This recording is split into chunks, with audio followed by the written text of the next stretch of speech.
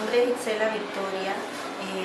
Anteriormente había visitado al otorrino porque sufría frecuentemente de dolores de oídos. Eso me traía también molestias aquí en la mandíbula y dolores de nuca.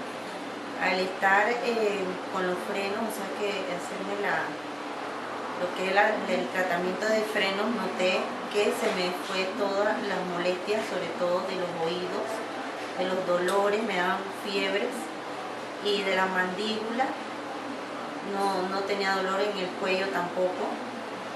Y así que por lo menos sí noté que he estado mucho mejor con esta dolencia.